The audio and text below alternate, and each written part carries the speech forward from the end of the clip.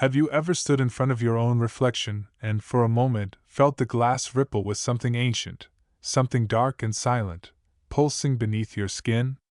Not the version of you that smiles for the world, not the careful mask painted for acceptance, but the raw, unvarnished soul behind your eyes. The longing, the ache, the emptiness you carry like a secret inheritance. Most people never dare to look. Most women, taught to be caretakers, nurturers, the emotional glue, are handed a script before they're old enough to speak. Be good. Be kind. Be small. Swallow the darkness. Smile through the ache.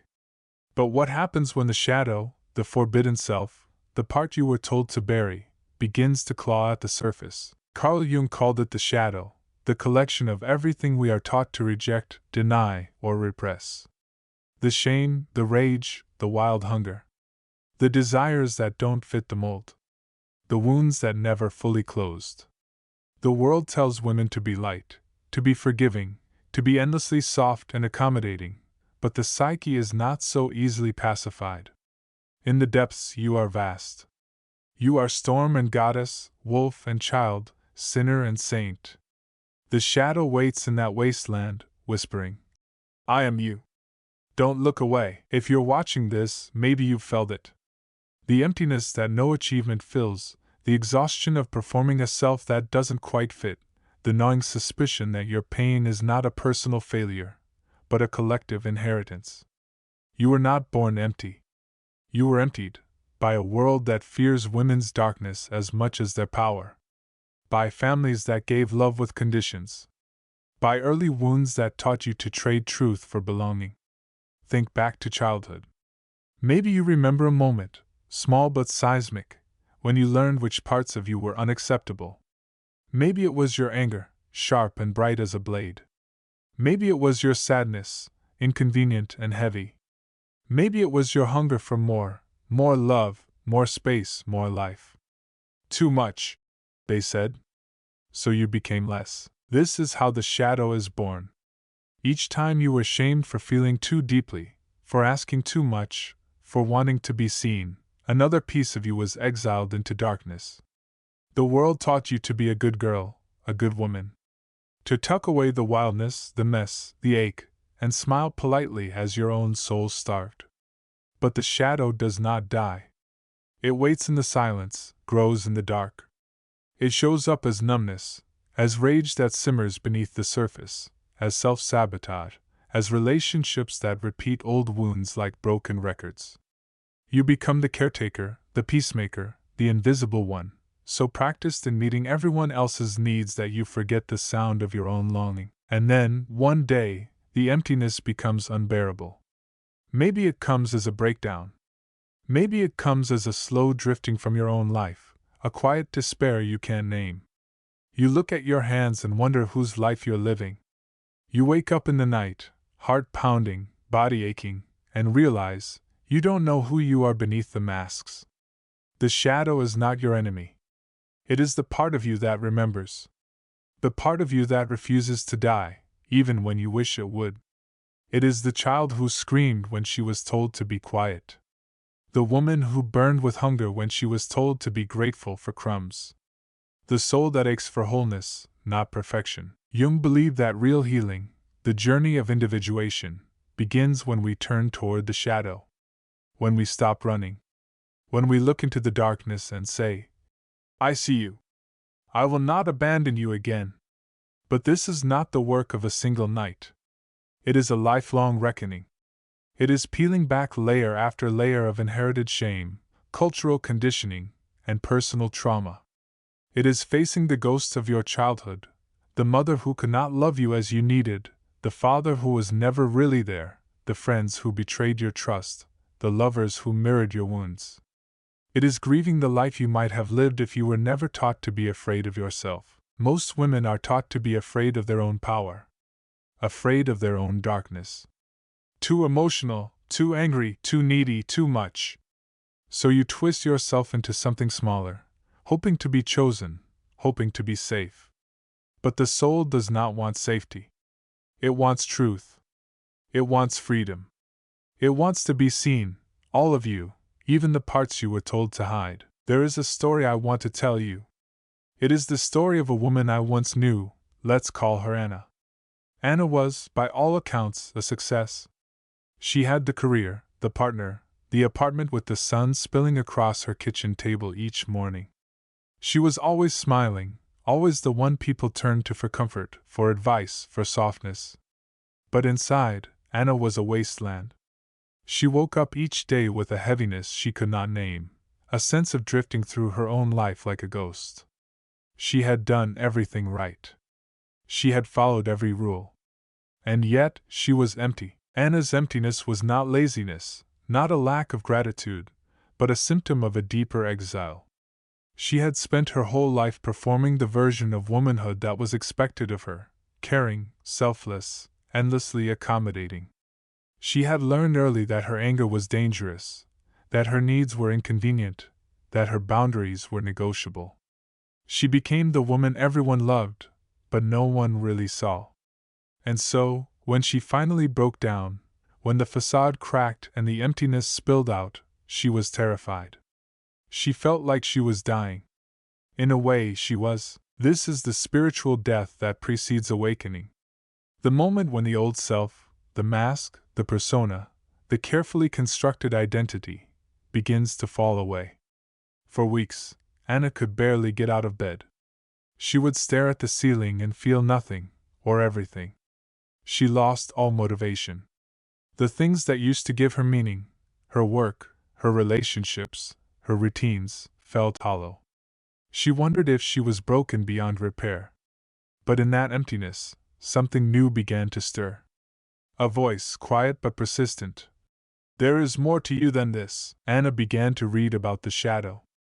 She learned that her emptiness was not a personal failing, but a psychic call to wholeness. She started to listen to her anger, to her grief, to the parts of her she had abandoned. She wrote letters to her younger self, forgiving her for needing too much. She allowed herself to rage, to cry, to want. She stopped apologizing for her boundaries. She learned to say no. She learned to say yes to herself. It was not an easy process. Healing never is. But slowly, she began to feel alive again, not because she had fixed herself, but because she had come home to herself. This is what it means to do shadow work. To reclaim the parts of you that you were taught to fear.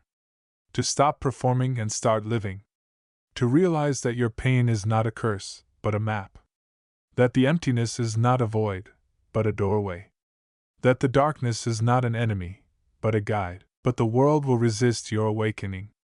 It will try to pull you back into the old patterns, the old roles. It will tell you that your anger is dangerous, that your needs are selfish, that your darkness is a flaw to be hidden. But you will know better. You will know that the shadow is not the opposite of light, but its twin. That the soul is vast enough to hold the sacred and the profane, the beauty and the terror, the love and the rage. You will know that you are not broken, but breaking open. And yet, the journey into the shadow is not a solitary descent.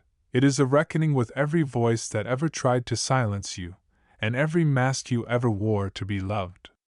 It is standing at the edge of your own internal wilderness, and hearing the echo of your mother's wounds in your own heart, the way your grandmother's sorrow moves through your blood like an old river. Jung wrote that the most terrifying thing is to accept oneself completely. But what does that mean for a woman who has lived her entire life as a patchwork of other people's expectations, and who, when stripped of those, is left staring at the trembling animal of her own soul? There is a violence to self-betrayal that few people talk about. It is a quiet violence, 1,000 small deaths, a smile when you want to scream, a soft answer when you want to rage, a yes when your entire body aches to say no. Each time you abandon yourself, the shadow grows thicker. You keep busy. You keep giving. You keep performing. But the soul will not be negotiated with. It will make itself heard, through anxiety, depression, chronic exhaustion, the strange ache in your chest that no doctor can diagnose. The symptoms multiply until you are forced to listen. Until the pain of staying asleep becomes greater than the terror of waking up. Anna's story is not rare. It is a mythic pattern, an archetype. The woman who loses herself, who falls into the abyss, who is shattered by emptiness, only to find, in the darkness, the seeds of her own rebirth. The soul does not heal by returning to what was familiar. It heals by becoming something entirely new. For Anna, the descent was brutal. There were days when she wished she could go back to ignorance, to the numb comfort of routine. But there was no returning. The old self had died. In its place, something wild and true began to bloom. She started to notice the ways she had been trained to betray herself. The way she apologized for taking up space in conversations, the way she minimized her achievements, the way she allowed others to define her worth. She realized how often she had ignored her own intuition, how many times she had swallowed her pain so others could feel comfortable. She saw how much of her life had been shaped by the fear of not being enough, or of being too much. This is the paradox of the shadow: what you run from is also what you long for. The anger you repress becomes the boundary you need. The grief you bury becomes the wellspring of your compassion. The darkness you fear becomes the source of your power. But first, you must allow yourself to feel. To grieve the childhood you did not have. To rage at the injustices you endured. To mourn the years spent living as a ghost in your own life. Jung called this process individuation, the becoming of the self. It is not about becoming perfect. It is not about transcending your humanity. It is about embracing your wholeness, your contradictions, your wounds, and your wisdom. It is about realizing that the soul is not a straight line, but a labyrinth. That healing is not a destination, but a spiral. You will circle back to your pain again and again, each time with more understanding, more compassion, more courage. For women, individuation is often an act of rebellion. To stop living as an echo and become a voice. To stop shrinking and begin expanding. To stop asking for permission and start claiming your own life. This is not what the world taught you to be. The world taught you to be pleasing, to be quiet, to be small. But the soul is not small. The soul is a wildfire. There will be people who do not understand your awakening, who will try to shame you back into compliance, who will call you selfish or cold or unstable. But you will learn to stand inside your own truth, even when your hands are shaking. You will learn that boundaries are not walls, but doors. That saying no is a form of love.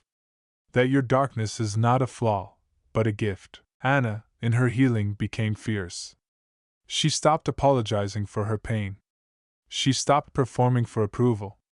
She began to write poetry, to dance, to laugh so loudly that it startled her old friends. She lost people.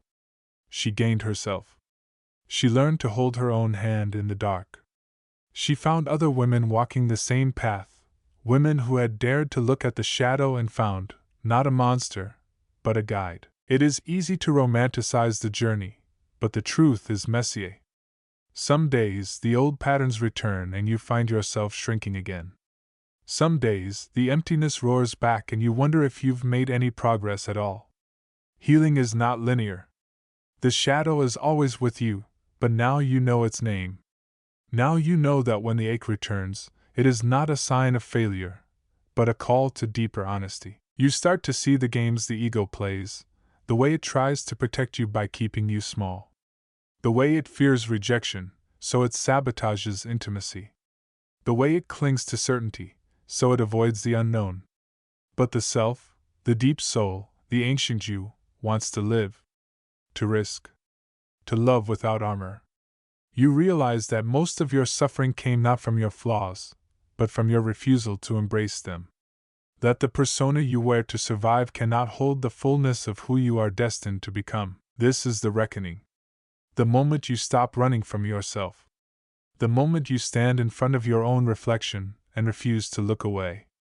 The moment you whisper to your shadow, "I will not abandon you again." There is a power that comes from this kind of honesty, a power that cannot be taken, only claimed. You begin to notice the world differently. You see how many women are walking around half alive, numbed by duty, haunted by emptiness. You see the way they try to fill the void, with work, with relationships, with endless striving. You see the hunger in their eyes, the ache in their laughter. You want to tell them, you are not broken. You are breaking open. The emptiness is not a flaw, it is an invitation. You realize that your healing is not just for you. It is for every woman who is taught to fear her own power, every girl who is shamed for her hunger, every mother who passed down her wounds without meaning to. You are a link in the chain of healing, and each time you turn toward the shadow instead of away, you change the story for those who come after you. And so you keep walking, barefoot through the wild terrain of your own psyche, feeling the ground shift beneath you, a landscape both terrifying and holy. You start to realize that healing is less about fixing what's broken, and more about reclaiming what was lost. Beneath the layers of self-doubt, the inherited shame, the echoes of 1,000 shoulds, there is a heartbeat that is purely yours.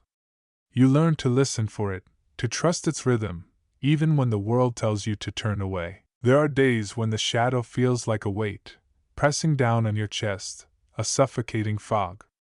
On those days, you remember how easy it was to numb out, to scroll, to binge, to disappear into someone else's story. But the more you turn toward the ache, the more you see that it is not your enemy. It is the doorway. The wound is the place where the light enters, Rumi wrote, and Jung would agree. The ache is the call back home, a reminder that your soul refuses to be erased. In relationships, the truth of your shadow becomes undeniable. You notice how you project your pain onto others, how you seek out partners who mirror your unhealed wounds. You find yourself drawn to the same patterns again and again, not because you are doomed, but because the psyche wants to heal. Every heartbreak is a mirror. Every betrayal points back to the places where you have abandoned yourself. You realize that the love you seek from others must first be given to the parts of you that feel most unlovable. Anna learned this lesson slowly, painfully. After her awakening, she found herself unable to tolerate the relationships that once felt comfortable. Conversations that revolved around appearance, competition, gossip, she could not bear them. She wanted depth, truth, connection.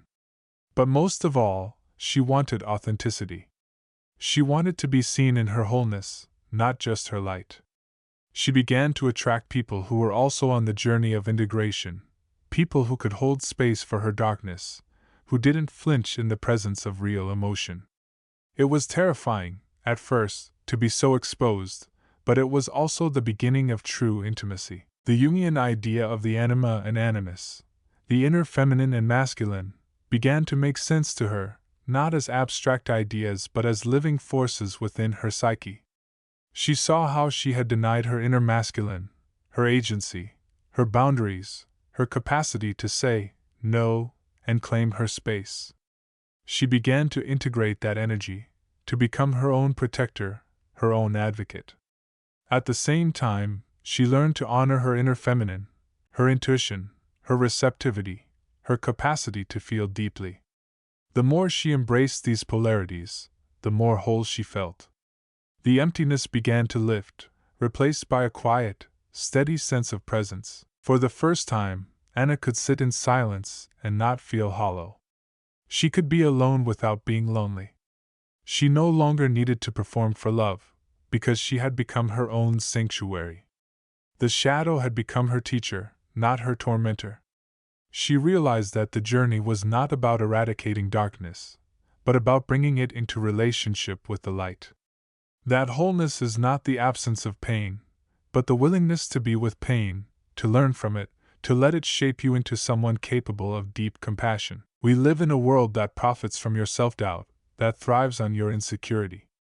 There are industries built on the idea that you are not enough, that you need to be fixed, improved, perfected.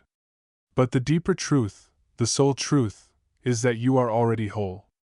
The work is not to add anything, but to remember what has been forgotten. To call back the pieces of yourself that you left behind in moments of fear, shame, or abandonment. To stitch yourself together with gold, like kintsugi, the Japanese art of mending broken pottery. Your cracks are not flaws. They are the places where your true self shines through. There will always be voices, internal and external, that urge you to go back to sleep, to slip on the old persona, to hide your darkness for the comfort of others. But once you have tasted the freedom of authenticity, you cannot go back. The cost is too high. You begin to see how much suffering comes from the refusal to be real. The way women turn on themselves, on each other, in the desperate attempt to belong. The way we inherit stories of scarcity, of competition, of unworthiness, and live them out as if they are gospel. But you are not here to live someone else's story. You are here to become the author of your own soul. To write a new myth, one where your shadow is not something to be feared, but something to be honored. Where your darkness is not a curse, but a gift. Where your emptiness is not a death sentence, but the beginning of a new life. It is not easy to walk this path. There will be days when you want to give up, days when the pain feels unbearable, days when you feel more lost than ever. But if you can stay, if you can keep turning toward yourself, keep holding your own hand in the dark, something miraculous happens. The emptiness begins to transform. The void becomes a well, a source of deep wisdom and creativity. You begin to see that your pain is not just your own, but part of the collective wound of the feminine. And as you heal not only yourself, but every woman who came before you and every woman who will come after. You realize that the shadow is not an obstacle, but the path itself. That the journey of individuation is not about becoming someone else, but about remembering who you have always been. A soul, vast and wild, capable of holding the full spectrum of human experience. Light and dark. Joy and sorrow. Rage and tenderness. You are not here to be perfect. You are here to be whole. And in that wholeness, raw, trembling, luminous, you discover a new kind of freedom. Not the brittle freedom of escape, but the deep freedom of belonging to yourself. The kind that comes from no longer needing permission to exist, no longer needing to shrink or contort or amputate pieces of your soul just to be loved. You walk through the world differently now. You do not rush to fill silences that once made you anxious. You do not apologize for your presence, your voice, or the wild heat of your longing. You become a living contradiction, soft and fierce, broken and radiant, fully human and fully divine. Sometimes you will still feel the pull of that old emptiness, the way the world tries to seduce you back into numbness, distraction, and self-doubt. But those days come less often now, and when they do, you meet them with new eyes. You know what it means. You have become intimate with your own shadow. You recognize its scent, its signature, the way it curls around your ankles when you are tired or afraid. But you do not run. You do not exile yourself again. Instead, you sit with the darkness. You listen, without judgment, to what it has to say. You ask your emptiness, "What do you need?" And instead of swallowing you whole, it answers softly, "I need you. All of you. Even the parts you still wish were different." This is the spiritual reckoning that Jung spoke of, the confrontation with the unconscious, the daring to live with both eyes open. You realize that the world outside is not so different from the world within. The collective shadow is everywhere, projected onto the other, the scapegoat, the inconvenient voice. You see how women's anger is still pathologized, how their hunger is still shamed, how their complexity is still feared. But you also see the cracks in the old order, the places where the light gets in. You see women rising from the ashes of their own silence, claiming their stories, their power, their pain. You see the slow, unstoppable awakening of the feminine soul, and you, too, become a torchbearer. Not because you are fearless, but because you have learned to move forward even when afraid. Not because you are healed, but because you are healing, over and over, spiraling inward and outward, becoming more yourself with each revolution. You are not the polished statue, but the living, breathing myth. You are the wild woman, the wounded healer, the mother of your own rebirth. You carry your scars like medals, proof that you have lived, that you have loved, that you have lost and found yourself again. There will be moments when the world tries to reduce you, to fit you inside a box, to turn your complexity into something manageable. You will feel the old urge to comply, to be less so that others can be more comfortable. But now you catch yourself. You remember Anna, and every woman like her. You remember your own journey, how far you have come from that first, terrifying glance into the mirror. You remember the price of self-betrayal, and you refuse to pay it again. You begin to live unapologetically. You say what is true, even if your voice shakes. You honor your needs, even if it disappoints others. You trust your intuition, even when it leads you down unfamiliar paths. You set boundaries, not out of anger, but out of love, for yourself and for those you invite into your life. You surround yourself with people who can hold your fullness, who celebrate your growth, who do not shrink from your darkness. You become a sanctuary, not just for yourself, but for others who are still searching for home. And as you keep walking, you realize that the soul's journey is never really finished. There will always be more shadow to meet, more wounds to heal, more depths to explore. But now you welcome the unknown. You trust yourself to survive the storms, to find beauty in the chaos, to make meaning out of your suffering. You know that every descent is also an ascent, every loss a preparation for greater love. You become a living invitation to others. Come home to yourself. Dare to look at the shadow you have spent a lifetime avoiding. Dare to feel the emptiness you were taught to fear. Dare to grieve, to rage, to hunger for more. Dare to become whole. And so, at the end of this journey, and at the beginning of the next, you stand in the center of your own soul. You are no longer waiting to be saved. You are no longer hoping to be chosen. You have chosen yourself. You are the keeper of your own fire, the author of your own myth. You are the woman who dared to look at her shadow, and in doing so, found not a monster, but a mirror, a gateway to everything you have ever been, and everything you are yet to become. This is the gift only you can give yourself. This is the revolution the world needs. The courage to be whole, to be real, to be free. The courage to walk into the darkness and emerge, not unscarred, but unafraid. So if you are listening to this now, aching, hungry, haunted by emptiness, know this: you are not alone. Your pain is not a curse, but a compass. Your shadow is not your enemy, but your oldest, most faithful companion. And on the days when the emptiness feels unbearable, remember, in the deepest darkness, the first spark is born. And it is enough to light the way home. You are enough. You always have been. And you always will be.